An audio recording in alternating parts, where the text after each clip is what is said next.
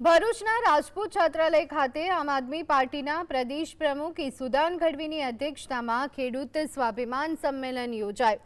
તેમણે હાઈટેન્શન વીજ લાઇન અંગે ખેડૂતોની હેરાનગતિ સામે વિરોધ વ્યક્ત કરી બજાર કિંમતના 4 ગણા વળતરની માંગ કરી।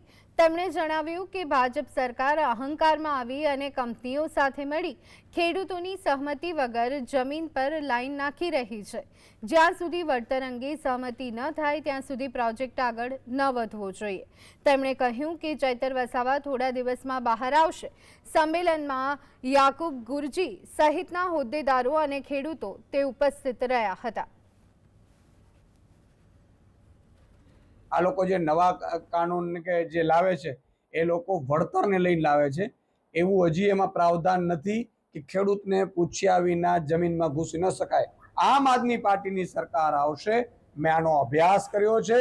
જે કંપનીઓ આવશે યા તો ભાડું આપશે યા તો નફામાં પ્રોફિટ આપશે, અને જ્યાં સુધી મારો ખેડૂત સહમત નહીં થાય ત્યાં સુધી ખેડૂતના ખેતરમાં કલેક્ટર કે એસપી ની કંપનીઓ વાળા શું નથી કે ખેતરમાં જઈ શકે, આવો કાયદો લાવે।